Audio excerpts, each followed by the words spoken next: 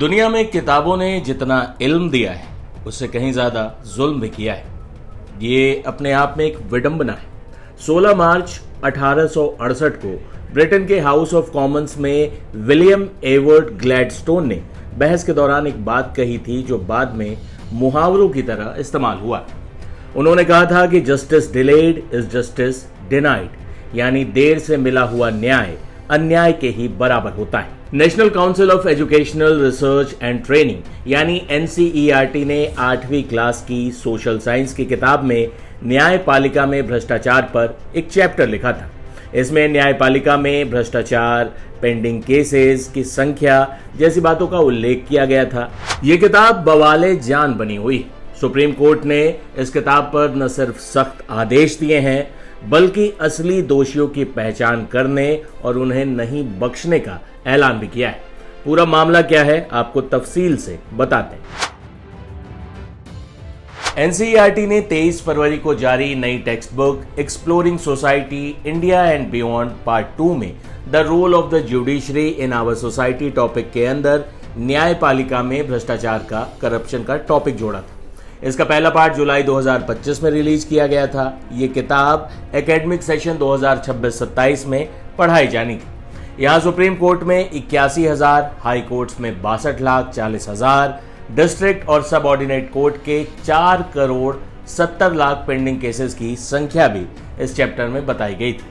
इस मामले को सीनियर वकील कपिल सिब्बल और अभिषेक मनु सिंघवी ने सुप्रीम कोर्ट में CJI की बेंच के सामने उठाते हुए कहा था कि बच्चों को जुडिशरी में करप्शन का सब्जेक्ट ऐसे पढ़ाया जा रहा है जैसे ये कहीं और किसी और संस्था, किसी और इंस्टीट्यूशन में होता ही नहीं। ये चिंता का विषय है। हम यहाँ बार काउंसिल की चिंता लेकर आए। ये बुधवार की बात थी। तब CJI को दोनों वकीलों ने कहा कि किताब में ब्यूरोक्रेसी, पॉलिटिक्स वगैरह को छोड़ दिया गया है। दूसरे सेक्टर्स पर एक शब्द भी नहीं है। वे ऐसे पढ़ा रहे हैं जैसे सिर्फ न्यायपालिका में ही भ्रष्टाचार है। इस मामले पर CJI ने गंभीरता से इस मामले को लिया। गुरुवार को इस मामले की सुनवाई की।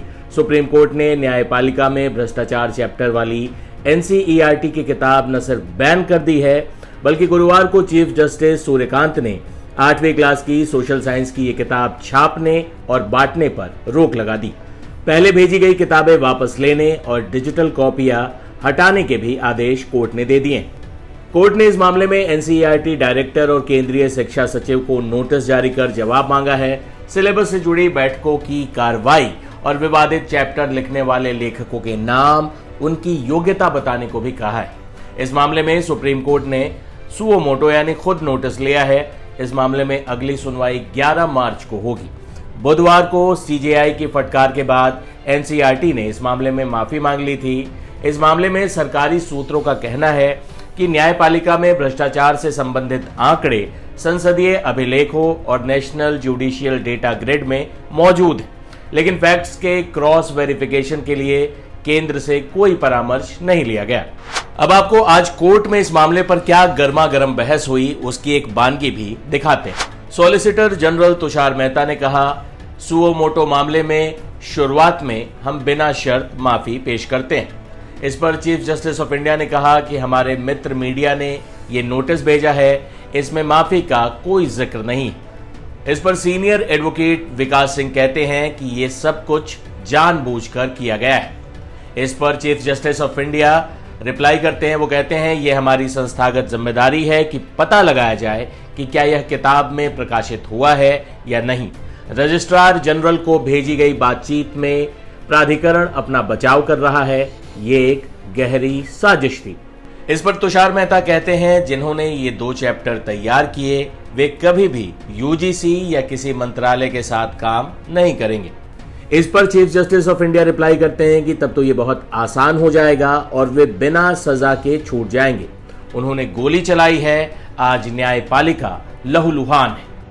इसके बाद CJI कहते हैं जब हम पर लगातार हमले हो रहे होते हैं तब हमें यह अच्छे से पता है कि संतुलन कैसे बनाए रखना है।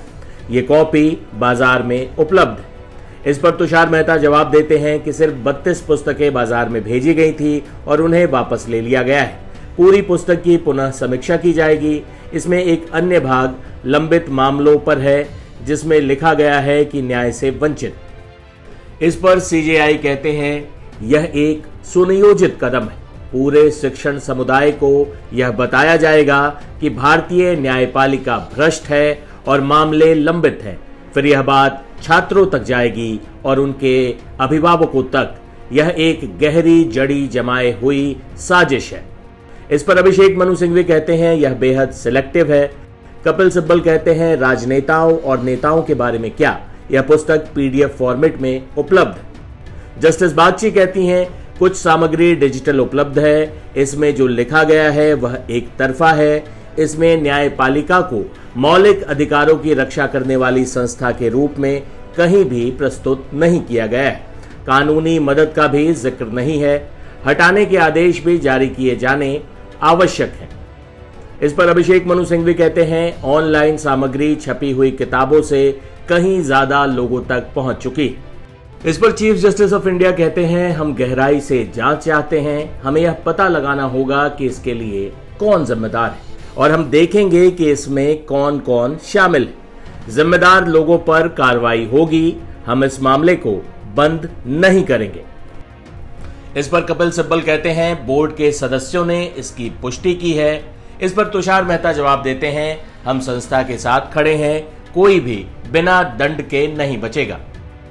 इस पर सीजीआई कहते हैं एक अध्याय का शीर्षक है हमारे समाज में न्यायपालिका की भूमिका और उसमें न्यायपालिका में भ्रष्टाचार की बात कही गई।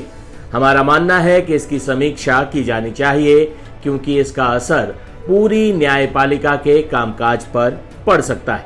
हम उस अध्याय को दोहराना नहीं चाहते, लेकिन उसमें यह प्रमुख रूप से लिखा गया है कि न्यायपालिका के खिलाफ सैकड़ों शिकायतें मिली, मानो उन पर कोई कार्रवाई नहीं हुई।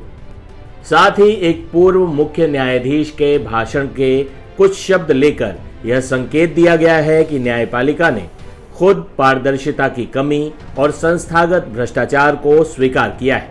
लेख में आगे यह भी कहा गया है कि लोगों को न्यायपालिका में अलग अलग स्तर पर भ्रष्टाचार का सामना करना पड़ता है। 24 फरवरी 2026 को इंडियन एक्सप्रेस में एक आर्टिकल छपने के बाद सुप्रीम कोर्ट के सेक्रेटरी जनरल से यह पता लगाने को कहा गया कि क्या एनसीईआरटी को ऐसी किताब जारी करने के लिए कहा गया था। किताब में क्या लिखा है इसकी ठीक से जांच करने के बजाय यूजीसी के निदेशक ने बहुत ही आपत्तिजनक और लापरवाह तरीके से जवाब भेजकर किताब की बातों का बचाव किया। सुप्रीम कोर्ट के कड़े रुख के बाद बुधवार रात एनसीईआरटी ने कहा कि वे जुडिशरी का बहुत सम्मान करते हैं। किताब में गलती अनजाने में हुई और एनसीईआरटी को उस चैप्टर में गलत मटेरियल शामिल करने का अफसोस है। चैप्टर को दोबारा लिखा जाएगा। एनसीईआरटी ने एक बयान भी जारी किया। वो बयान क्या है वो भी हम आपको पढ़वा देते हैं। एनसीईआरटी ने लिखा तय प्रोसेस के अनुसार एनसीईआरटी ने 24 फरवरी को क्लास 8 के लिए सोशल साइंस की text book exploring society India and beyond volume 2 निकाली। टेक्स्ट बुक मिलने पर यह देखा गया कि कुछ गलत टेक्स्ट मटेरियल अनजाने में चैप्टर नंबर 4 में आ गया। मिनिस्ट्री ऑफ एजुकेशन ने भी ऐसा ही ऑब्जर्वेशन किया और निर्देश दिया कि अगले ऑर्डर तक इस किताब का डिस्ट्रीब्यूशन पूरी तरह से रोक दिया जाए। एनसीईआरटी दोहराता है कि नई टेक्स्ट बुक का मकसद संवैधानिक अधिकारों को मजबूत करना है, स्टूडेंट्स के बीच लिटरेसी, इंस्टीट्यूशनल रिस्पेक्ट और डेमोक्रेटिक पार्टिसिपेशन की जानकारी देना था। हमारा किसी भी कॉन्स्टिट्यूशनल बॉडी के अधिकार पर सवाल उठाने या उसे कम करने का कोई इरादा नहीं है। एनसीईआरटी कंस्ट्रक्टिव फीडबैक के लिए तैयार है, इसलिए विवादित चैप्टर को सही अथॉरिटी से सलाह लेकर फिर से लिखा जाएगा और एकेडमिक सेशन 2026-27 के शुरू होने पर क्लास 8 के स्टूडेंट्स को उपलब्ध कराया जाएगा। एनसीईआरटी एक बार फिर इस फैसले की गलती पर अफसोस जताता है। इस मामले में सुप्रीम कोर्ट ने 4 बड़े निर्देश अपने फैसले में दिए हैं। सुप्रीम कोर्ट के निर्देश क्या है वो भी आपको बता देते हैं। सुप्रीम कोर्ट ने कहा है कि केंद्र और राज्यों के शिक्षा विभाग तय करें कि किताब चाहे स्कूलों में हो, छपी हुई हो या डिजिटल, तुरंत लोगों की पहुंच से हटाई जाए। किताब के प्रिंटेड या डिजिटल वर्जन को बांटना कोर्ट के आदेश का जानबूझकर उल्लंघन माना जाएगा। सभी राज्यों के शिक्षा विभाग के मुख्य सचिव 2 हफ्ते में इस मामले में कार्रवाई की रिपोर्ट सुप्रीम कोर्ट को सौंपे। जांच रिपोर्ट मिलने के बाद कोर्ट कमेटी बनाएगा जो पूरे मामले की जांच करेगी और जिम्मेदार लोगों की पहचान करेगी। सुप्रीम कोर्ट ने इस मामले पर भले ही बेहद सख्त राय दी हो, लेकिन न्यायपालिका में भ्रष्टाचार के मुद्दे पर लोगों की राय बटी हुई।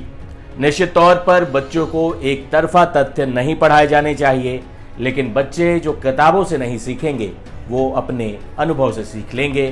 कमियां हर सिस्टम में होती हैं, लिहाजा न्यायपालिका में भी हैं, लेकिन इस बात से भी इनकार नहीं किया जा सकता कि भारत की न्यायपालिका करोड़ों लोगों के लिए उम्मीद की किरण। लोगों की आस्था कानून में है, इसके पीछे न्यायपालिका का भरोसा एक बड़ी वजह है।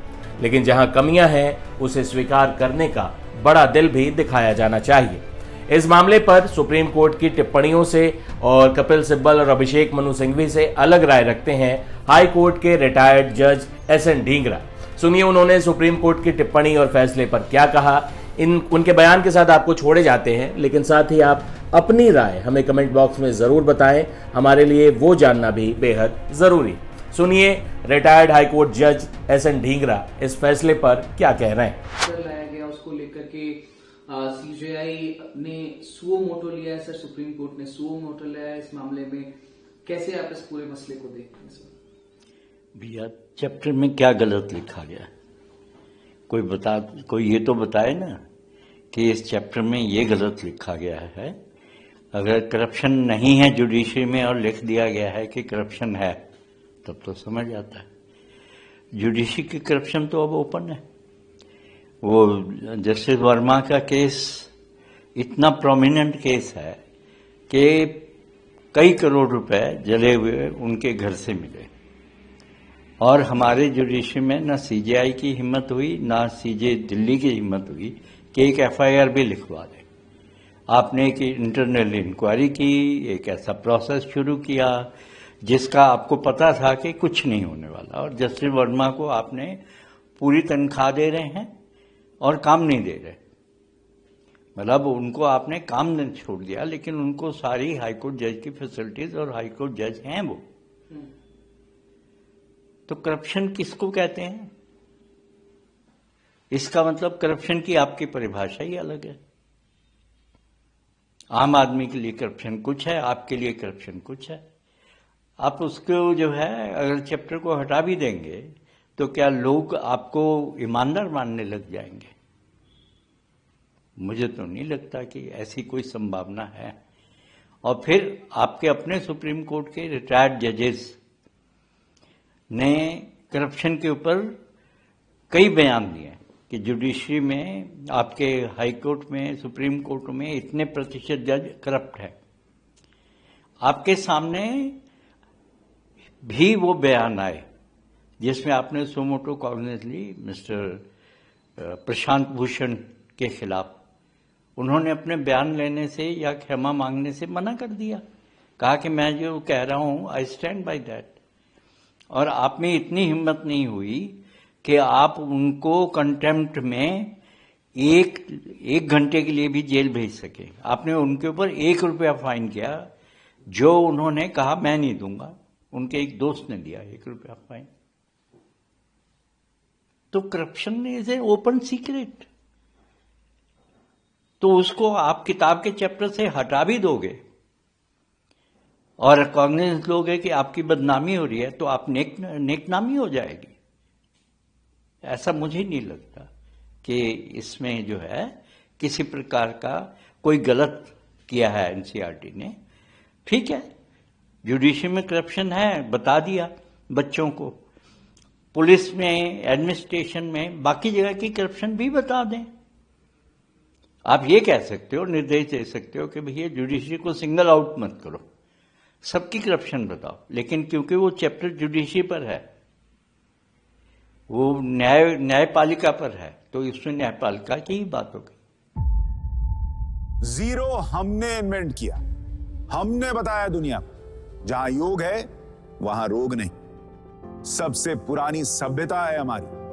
गुलामी से तो और देश भी लड़े भाई, पर आजादी के लिए अहिंसा का रास्ता बस हमारा था।